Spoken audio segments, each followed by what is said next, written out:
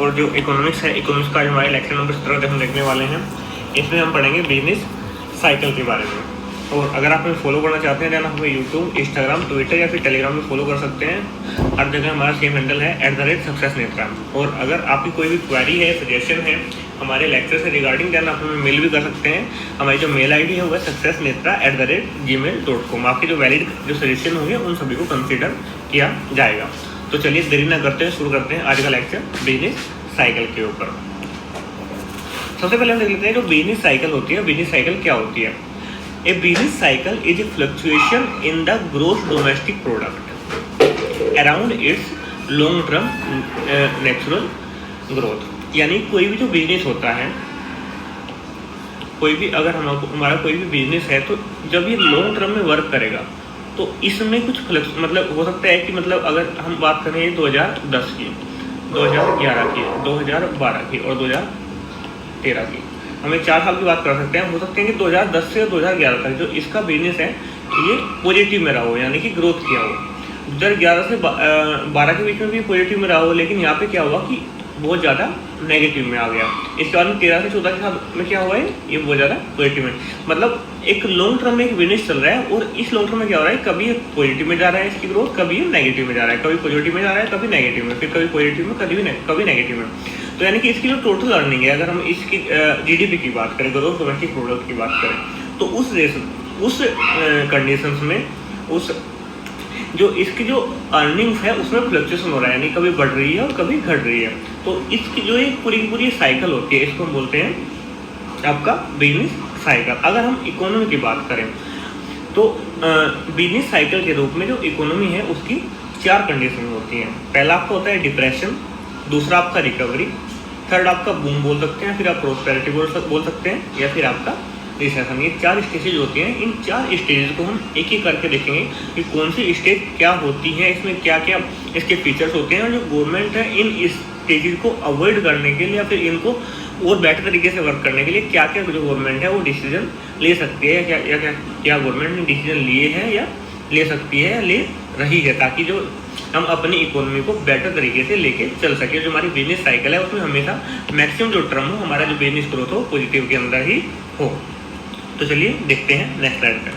सबसे पहले हम देखते हैं डिप्रेशन के बारे में। डिप्रेशन एक continue decrease of output, income, employment, price and profit and fall in standard of living. अगर हम डिप्रेशन की बात करें, डिप्रेशन में क्या होता है कि आपकी जो आउटपुट है, यानी कोई भी जो बिजनेस है वो जितना भी उससे प्रोडक्शन हो रहा है, जो उसका आउटपुट है वो कम हो जाता है।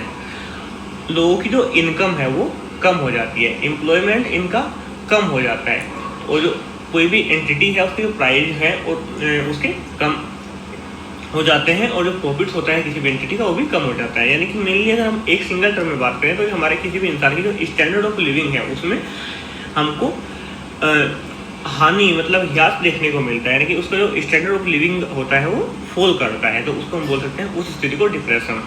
इसमें क्या होता है, आपकी जो डिमांड रहेगी वो बहुत ज़्यादा कम रहेगी, जो आपका इन्फ्लेशन रेट रहेगा वो काफ़ी लो होगा। मैंने इन्फ्लेशन जो है आपको लास्ट लेक्चर में समझाया था, आप एक बार अगर आपको नहीं समझ में आया तो आप एक बार देख लीजिएगा, आपको मिल जाएगा। मैंने कंप्लीट इसमें इन्फॉर्मेशन दी। इन्फ्लेशन बेसिकली क्या होता है, अगर कोई भी चीज़ है, कोई भी गुड्स है, उसके जो प्राइस राइज करते हैं तो उसको हम बोलते थे इन्फ्लेशन। उसके जो क्या रेप्लिकेशंस होते हैं और कैसे क्या कितने प्रकार का होता है मैंने सब लास्ट लेक्चर में डिस्कस किया है। जो आपका इन्फ्लेशन होता है वो लो होता है, जो अनएम्प्लॉयमेंट रेट है वो बढ़ जाता है, और जो आपकी जो डिमांड होगी वो सप्लाई से कम होगी। इस कारण से जो आपका जो प्रोडक्शन है, प्रोडक्शन भी आपका कम हो जाता है। देखिए मैं आपको सब चीज़ समझाता हूँ।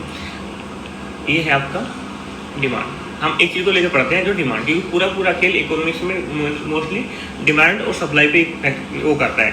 डिमांड इसके अंदर होगी लेस देन सप्लाई, डिमांड आपकी सप्लाई से कम होगी। अगर आपकी डिमांड है सप्लाई से कम है तो उस केस में क्या होगा, जो कोई भी बिजनेस है, प्रोडक्शन हाउस है, वो क्या करेगा, बाई सप्लाई तो मेरी ज़्यादा है, डिमांड कम है, तो क्या सीधा क्या करेगा, वो अपनी सप्लाई को कम कर देगा, सप्लाई को कट करेगा। सप्लाई को कट करने से क्या होगा, सप्लाई को कट करने के 2 तरीके होते हैं। या तो जो उसके पास में जो लेबर है उनको वो कम कर दें, और अगर जो लेबर कम हुई तो उससे क्या होगा, हाई अनएम्प्लॉयमेंट। और या फिर क्या हो गया, जो वेज है, जो आपका जो प्राइस है, जो आपका जो प्रोडक्शन है, जो आपका जो यानी कि जो उनको तनख्वाह दे रहा है लोगों को वो कम कर दे। अगर तनख्वाह कम कर देगा देन आपका fall in standard of living जो, यानी कि जो एक आदमी को अगर 10,000 तनख्वाह मिल रहा है उसको 8,000 देगा, तो कहीं ना कहीं उसके जो लाइफ है उस पर इफेक्ट पड़ेगा। और अगर किसी भी इंसान को या तो लेबर कट हो रही हो या फिर वेज, यानी कि लोगों के हाथ में कहीं ना कहीं कम पैसा जा रहा है, उससे क्या होगा, उससे जो लोग हैं, लोग किसी भी सामान को खरीदने के लिए मार्केट में जाएंगे तो उससे 1000 बात सोचेंगे, यानी कि जो डिमांड है वो और ज़्यादा कम हो जाएगी। और अगर किसी भी चीज़ की अगर डिमांड नहीं है मार्केट में तो उसके प्राइस अपने आप गिरने लग जाते हैं। तो इसी कारण से क्या होता है, हमारा इन्फ्लेशन रेट लो हो जाता है। तो मोस्ट प्रोबेबली आप तो समझ गए ना, डिप्रेशन मोस्टली क्या है, जब आपकी डिमांड लो हो जाती है, मार्केट में आपकी डिमांड नहीं रहती है किसी चीज़ की, उसका रीज़न कुछ भी हो सकता है। देन गवर्नमेंट है, गवर्नमेंट इसमें क्या कर सकती है।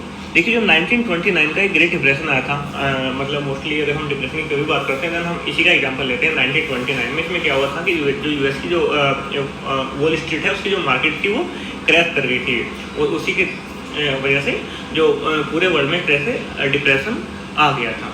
तो जब हम इसको एनालाइज करते हैं तो एक ही चीज़ निकल से आते हैं कि इसको जो डिप्रेशन की स्टेज है उसको टैकल करने का बस एक ही तरीका है कि इसको हम आने ही ना दें। मतलब इसको अगर टैकल करने, मतलब गवर्नमेंट का कोई भी मोस्टली कंट्रोल नहीं रहता, almost no control of government, मतलब गवर्नमेंट का इसमें कोई भी कंट्रोल नहीं होता है। अगर ये एक बार आ गया देन ही आ गया, और फिर कितना लंबा चलेगा देन इसमें बहुत ज़्यादा दिक्कत हो सकती है। तो सबसे सिंपल तरीका यही है कि भाई इसको आने दे, और इसको न आने दे उसके लिए क्या सकता है कि, यानी कि देखिए एक टर्म होती है रिसेशन, उसके बारे में हम नेक्स्ट स्लाइड में बात करेंगे। तो जब भी गवर्नमेंट को लगेगी हाँ मेरी जो इकोनॉमी है वो स्लो डाउन की तरफ चल रही है, मेरा इन्फ्लेशन रेट लो हो रहा है, डिमांड मेरी कम हो रही है, तो गवर्नमेंट क्या है अतिरिक्त सतर्क हो जाए और जो प्रिवेंटिव मेजर जो भी कंपनी को लेनी चाहिए वो सब अपनी ले, ताकि ऐसा फील नहीं। मतलब जब भी गवर्नमेंट को लगे कि हाँ यार रिसेशन आने वाला है या तो मुझे लग रहा है कि रिसेशन किया है, तो गवर्नमेंट को मतलब अधिक सतर्क हो जाना चाहिए और अपनी जो भी पॉलिसी मेकिंग जो गवर्नमेंट करती है तो उन पर बड़े ध्यान से करना चाहिए, ताकि उस पर हमारी इकोनॉमी पर नेगेटिव इम्पैक्ट उसका ना पड़ सके। आपको मोस्टली क्लियर हो गया होगा, नहीं हुआ तो एक बार जो है मैंने समझाया उसको आप रिपीट कर लीजिएगा। नेक्स्ट स्लाइड पर चलते हैं। अब देखते हैं हम रिकवरी के बारे में। रिकवरी क्या होती है? इस turning point of an economy to come out from the low production phase, यानी कि जब कोई भी इकोनॉमी है जो लो प्रोडक्शन फेज चला, यानी कि जो प्रोडक्शन है, जो हमारी कोई भी एंटिटी थी, कोई प्रोडक्शन होता है, कम प्रोडक्शन करता है, उससे जब बाहर आने लगती है तो उसको बोल सकते हैं रिकवरी फेज। और जो ये लो प्रोडक्शन फेज होता है कोई भी सा भी हो सकता है, ये डिप्रेशन भी हो सकता है, रिसेशन भी हो सकता है, या फिर ये स्लो डाउन भी हो सकता है। यानी कि या तो कंपनी डिप्रेशन से बाहर आने की तरफ कोशिश कर रही हो, फिर रिसेशन से बाहर आने की कोशिश कर रही हो, फिर जो स्लो डाउन हमारी इकोनॉमी के अंदर चल रहा था उससे बाहर आने की कोशिश कर रही हो। तो उस केस में जो भी फेज होता है उसको बोल सकते हैं रिकवरी फेज या फिर रिवाइवल फेज। इसके अंदर फीचर्स क्या होंगे? देन डेफिनेटली आपकी जो डिमांड है वो कहीं ना कहीं इंक्रीज हो रही होगी, आपका जो प्रोडक्शन है वो इंक्रीज हो रहा होगा, आपका जो अनएम्प्लॉयमेंट है वो डिक्रीज हो रहा होगा, आपकी जो इन्वेस्टमेंट है वो आपकी इंक्रीज हो रही होगी, और आपका जो इन्फ्लेशन है वो ऊपर जा रहा होगा। इसको भी सिंपली हम देखिए, जैसे मैंने आपको बताया कि जो पूरी की पूरी इकोनॉमी है उसमें मोस्टली जो फैक्टर चीज़ें काम होते हैं हमारे डिमांड और सप्लाई का। इसमें क्या हुआ, हमने रिकवरी हुई, रिकवरी के अंदर पहली चीज़ है कि इंक्रीज इन डिमांड, यानी कि डिमांड में हमारी बढ़ती हुई, डिमांड में बढ़ती होगी तो जो कहीं ना कहीं जो सप्लाई है, सप्लाई के अंदर भी बढ़ती करनी पड़ेगी। अगर सप्लाई हमको बढ़ानी तो हमको क्या करना पड़ेगा, हमको जो अपना प्रोडक्शन है, कोई किसी भी कंपनी प्रोडक्शन बढ़ाना पड़ेगा। प्रोडक्शन बढ़ाने के लिए क्या होगा, तो उसको अधिक जो है वो लेबर रखने पड़ेंगे। देखिए सप्लाई की रिक्वायरमेंट पड़ी, प्रोडक्शन बढ़ गया, यानी प्रोडक्शन, और प्रोडक्शन कैसे बढ़ाएगा, लेबर आएंगे, लेबर कहाँ से आएंगे, यानी कहीं ना कहीं जो हमारा अनएम्प्लॉयमेंट है, जो बेरोजगार लोग थे उनको रोजगार मिलेगा, देन आपका ये हो गया। और अगर कंपनी को प्रोडक्शन बढ़ाना है तो प्रोडक्शन बढ़ाने के लिए तो उसको मतलब कोई मशीनें लगानी पड़ेगी, रॉ मटेरियल जो चाहिएगा, तो देन इन सब चीज़ों में जो है इन्वेस्टमेंट की भी रिक्वायरमेंट होगी, यानी कि इंक्रीज इन्वेस्टमेंट होगा। और इन्फ्लेशन गोज अपवार्ड, जैसे मैंने बताया था आपको कि जैसे जैसे डिमांड बढ़ेगी लास्ट लेक्चर में, जैसे जैसे डिमांड इंक्रीज होती है देन आपके जो प्राइस है वो ऊपर जाते हैं, यानी कि आपका इन्फ्लेशन बढ़ता है। और अगर डिमांड आपकी डिक्रीज होती है देन प्राइस चीज़ों के नीचे जाते हैं, देन आपका जो डिमांड जो आपका इन्फ्लेशन है वो नीचे जाता है। देन अगर यहाँ पे डिमांड बढ़ रही है तो कहीं ना कहीं जो इन्फ्लेशन है वो भी ऊपर की तरफ जाएगा। मतलब गवर्नमेंट डिप्रेशन बोल लीजिए या फिर रिसेशन बोल लीजिए, मतलब जब रिकवरी की तरफ कोई भी इकोनॉमी चल रही होती है तो गवर्नमेंट क्या क्या मेजर लेती है कि हाँ मतलब हम और अच्छे तरीके से रिकवरी कर पाएँ।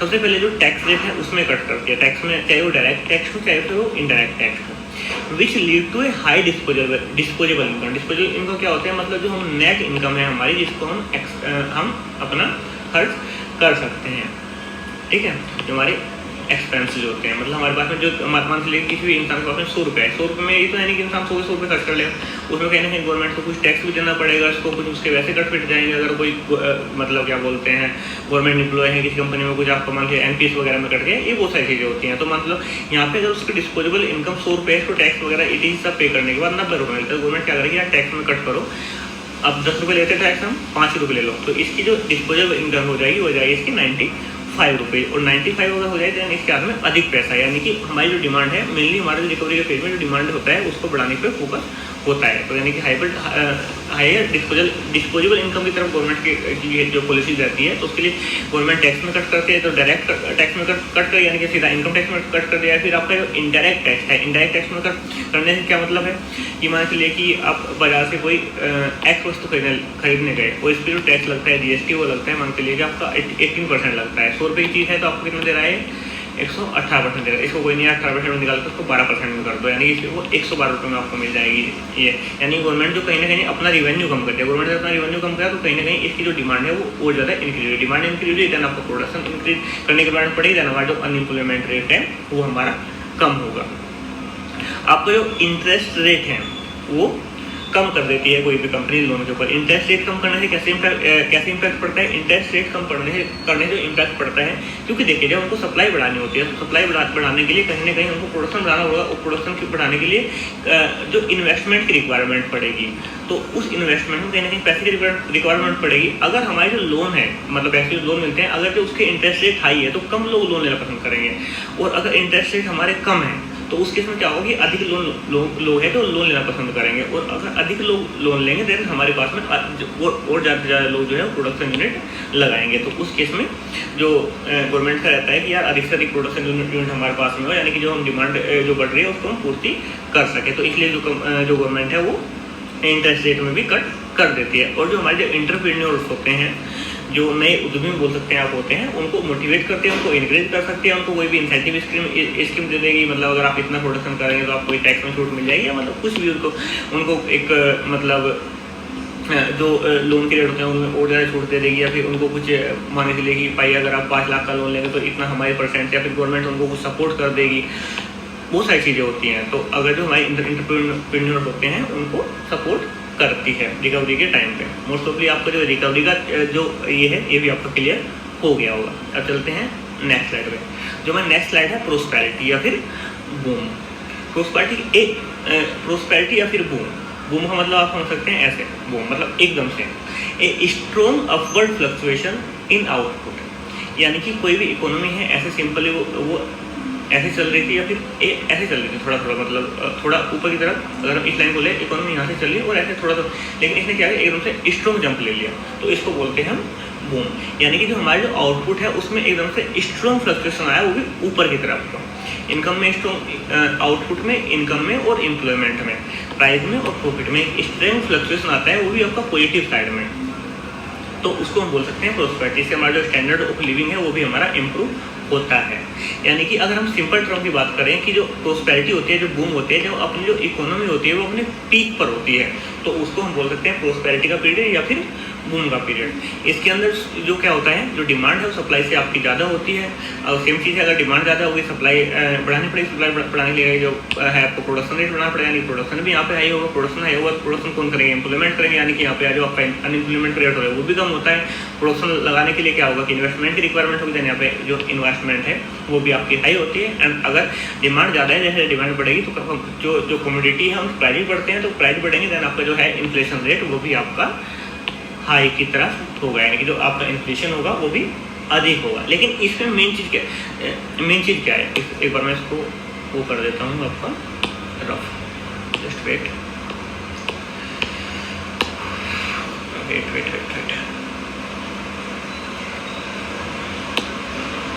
देखिए जो बूम वाली स्थिति होती है ना, इसके अंदर एक बहुत माइनर लाइन होती है, जो हमारी जो